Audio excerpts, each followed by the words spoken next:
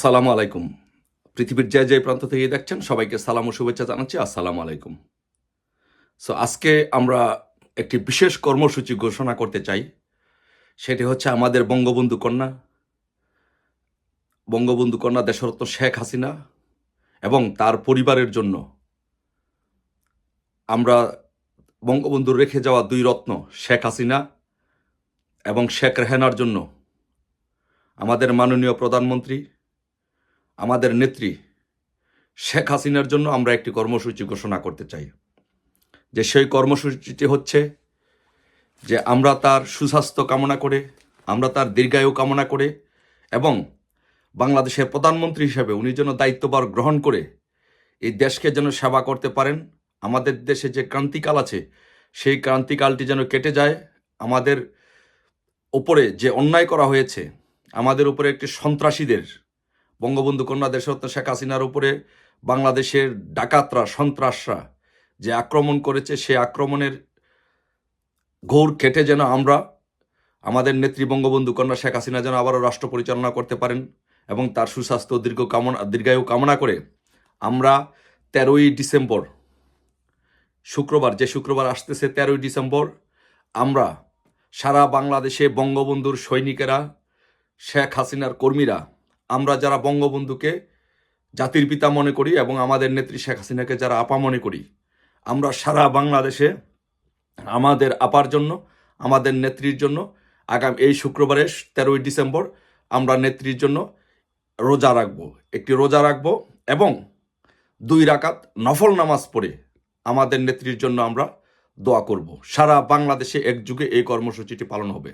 সারা বাংলাদেশে এই শুক্রবারে 13ই ডিসেম্বর সবাই একযুগে পৃথিবীর যেইখানে আছেন বঙ্গবন্ধুর সৈনিক এবং শেখ হাসিনার কর্মী, শেখ হাসিনাকে যারা ভাই মনে করেন, বঙ্গবন্ধুকে যারা রাজনৈতিক আদর্শ পিতা মনে করেন, আদর্শিক পিতা মনে করেন, সকলে দেশরত্ন শেখ হাসিনার জন্য শুক্রবারে রোজা রাখবেন এবং 2 রাকাত নফল নামাজ পড়বেন। আমরা এই কর্মসূচিটি ঘোষণা করেছি 2টি কারণে।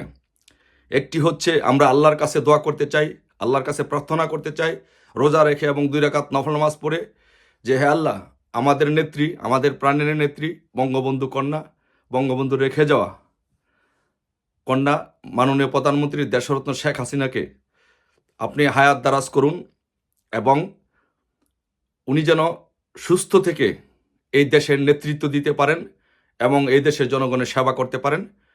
সেই জন্য আল্লাহ তাকে সুস্থ রাখুন এবং তার হায়াত বৃদ্ধি করুন। সেই জন্য আমরা এই রোজাটি রাখব এবং 2 রাকাত নফল নামাজ পড়ব এই শুক্রবারে। সবার কাছে অনুরোধ থাকবো, বিনীতভাবে অনুরোধ থাকবে, আপনারা যারা এই ভিডিওটি দেখবেন, বক্তব্যটি দেখবেন, ভিডিওটি দেখবেন, এটি যদি আপনারা যদি বঙ্গবন্ধুকে জাতির পিতা মনে করেন এবং শেখ হাসিনাকে যদি আপনি আপনার বোন মনে করেন, নেত্রী না, বঙ্গবন্ধু আমাদের আদর্শিক পিতা আর বঙ্গবন্ধুর কন্যা হচ্ছেন শেখ হাসিনা, এই জন্য তিনি আমাদের বোন, তিনি আমাদের আপা। ওনাকে যদি যারা আপা মনে করেন, দয়া করে এই ভিডিওটি সব জায়গায় প্রত্যেক ঘরে ঘরে পৌঁছে দিবেন এবং কর্মসূচিটি পালন করার জন্য সবাইকে সহযোগিতা করবেন, সবাইকে আহ্বান জানাবেন। আমরা এই কর্মসূচিটি পালন করতে চাই বিকজ আমরা যারা বঙ্গবন্ধুর সৈনিক আছি, আমরা মনে করি যে আমাদের বঙ্গবন্ধু হচ্ছে আমাদের যে রাজনৈতিক আদর্শিক পিতা এবং বঙ্গবন্ধুর কন্যা হচ্ছে আমাদের বোন। তাহলে আমাদের বোনের জন্য, আদর্শিক পিতার সন্তানের জন্য, আমাদের বোনের জন্য এই বিপদের দিনে আমরা তার জন্য এই কর্মসূচিটি পালন করব, তার জন্য দোয়া করব, রোজা রাখবো এবং 2 রাকাত নফল নামাজ পড়বো এই শুক্রবারে। আমরা আমাদের একজন মুরিদ যেমন তার পীরের কাছে তার সব কিছু সঁপে দেয়, একইভাবে আমরা রাজনৈতিকভাবে আমরা মনে করি বঙ্গবন্ধু আমাদের সর্বশেষ রাজনৈতিক আশ্রয়স্থল, সর্বশেষ ঠিকানা এবং তার কন্যা জীবিত যেহেতু আছেন, তার কন্যাই আমাদের সর্বশেষ রাজনৈতিক ঠিকানা। আমরা সাম্প্রতিককালে দেখেছি যে কিছু মানুষ বঙ্গবন্ধু কন্যাকে নিয়ে, কিছু সুশীল মানুষ বঙ্গবন্ধু কন্যাকে নিয়ে কিছু আজেবাজে বেশি অতি সুশীল কথাবার্তা বলার চেষ্টা করছেন। তাদেরকে হুঁশিয়ারি করে উচ্চারণ করে দিতে চাই যে বঙ্গবন্ধু কন্যাই আমাদের শেষ ঠিকানা, বঙ্গবন্ধু কন্যাই আমাদের রাজনৈতিক শেষ ঠিকানা। এই বঙ্গবন্ধু এবং বঙ্গবন্ধু পরিবার ব্যতীত আমাদের কোনো রাজনৈতিক ঠিকানা, আদর্শিক কোনো জায়গা নেই। তাই বঙ্গবন্ধু এবং তার পরিবারকে নিয়ে কেউ কোনো আজেবাজে কথা বলার চেষ্টা করবেন না। আর আমি একটি কথা আমি আগেও বলেছি, একটি গল্প আমি আগেও বলেছি, একটি উদাহরণ আমি আগে দিয়েছি, সেই উদাহরণটি আবারও দিচ্ছি, একটু দয়া করে প্লিজ শুনবেন। যে বাংলাদেশে একজন প্রখ্যাত বাউল ছিলেন, সেই প্রখ্যাত বাউলের নাম ছিলেন আব্দুর রশিদ সরকার। আব্দুর রশিদ সরকার যেহেতু গান বাজনা করতেন, সেই জন্য পার্শ্ববর্তী একজন তার প্রতিবেশী এই আব্দুর রশিদ সরকারকে কন্যাকে মেরে ফেলার পরে আব্দুর রশিদ সরকার মামলা করে ওই আসামির বিরুদ্ধে। মামলা করার ফলে ওই লোক বা পুলিশের ভয়ে বাড়ি ছাড়া হয়ে যায়, আসামি ফেরারে আসামি হয়ে ঘুরতে থাকে। তখন ওই লোক গিয়ে ঢাকায় গিয়ে এক ফকিরের কাছে, পীরের কাছে মুরিদ হয়।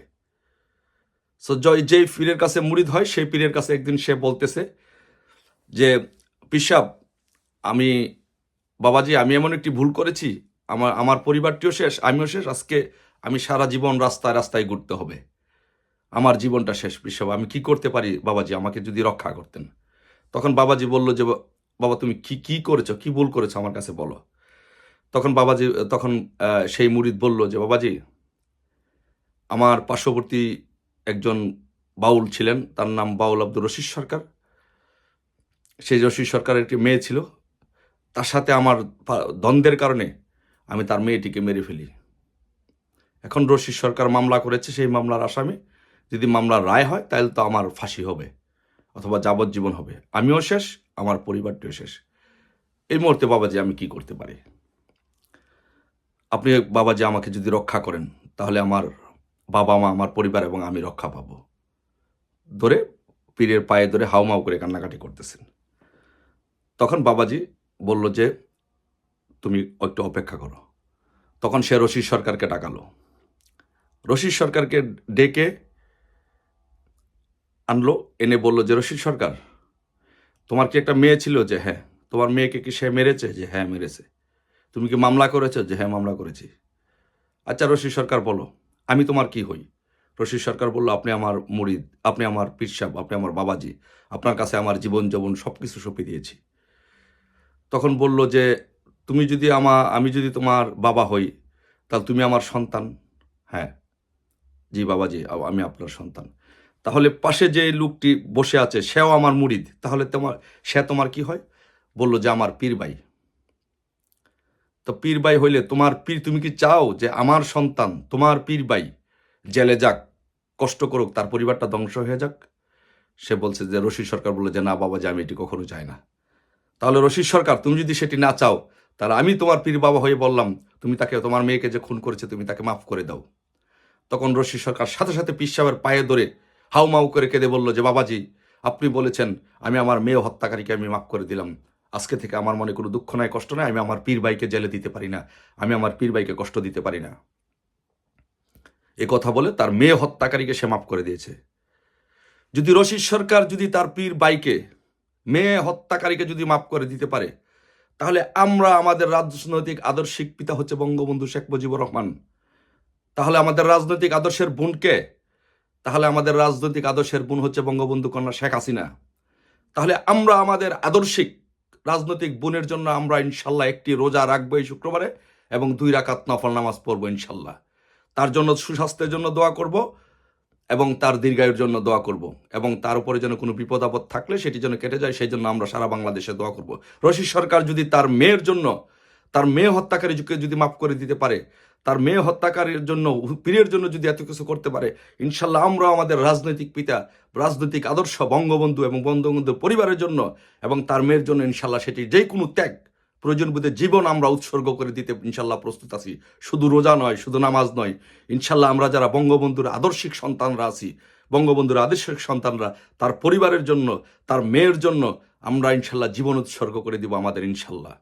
তো তাই আমি বলবো, সবাইকে অনুরোধ করব, পৃথিবীর যে প্রান্তে আছেন, এই শুক্রবারে ইনশাল্লাহ রোজা রাখবেন, 2 রাকাত নফল নামাজ পড়বেন, এবং প্রত্যেক ইউনিটকে বলবো, প্রত্যেক দেশে দেশে বিভিন্ন দেশের ইউনিটগুলোকে বলবো, ছাত্রলীগ, যুবলীগ, স্বেচ্ছাসেবক লীগ সহ প্রবাসের যত সংগঠনগুলো আছে সবাইকে আমি বলবো যে, অনুরোধ করবো বিনীতভাবে যে আপনারা রোজা রাখবেন, নামাজ পড়বেন, পাশাপাশি যে ইফতার যে করবেন, সেই ইফতারটি একটি ইফতার পার্টির মাধ্যমে করার চেষ্টা করবেন। ইফতার পার্টি করবেন, ইফতার পার্টি করে সারা বিশ্ববাসীর কাছে একটি মেসেজ দিয়ে দিবেন যে আমরা বঙ্গবন্ধুর আদর্শিক সন্তান, আমরা বঙ্গবন্ধু কন্যা শেখ হাসিনার জন্য শুধু রোজা নয়, নামাজ নয়, আমরা জীবন দিতে প্রস্তুত আছি। লক্ষ লক্ষ কোটি কোটি কর্মীরা এই বঙ্গবন্ধু কন্যা শেখ হাসিনার জন্য জীবন উৎসর্গ করে দিতে রাজি আছি ইনশাল্লাহ। সবাই এই কর্মসূচিটি পালন করবেন 13ই ডিসেম্বর শুক্রবার। সবাই এই একটি রোজা এবং 2 রাকাত নফল নামাজ পড়বেন। এবং প্লিজ আপনাদের সবার কাছে অনুরোধ থাকবো, এই ভিডিওটি, এই বক্তব্যটি, এই মেসেজটি প্রত্যেকটি জায়গায় ঘরে ঘরে পৌঁছে দিন, যেন সবাই এই কর্মসূচিটি পালন করে। ইনশাল্লাহ শুক্রবারে আবারও দেখা হবে। সবাই ভালো থাকবেন। আমরা সবাই একসাথে রোজা করব, নামাজ পড়ব এবং আমরা এটি ইফতার পার্টি করে আমরা সেটি সাংগঠনিকভাবে আমরা সেটা পালন করার চেষ্টা করব। সবাই ভালো থাকবেন। জয় বাংলা, জয় বঙ্গবন্ধু।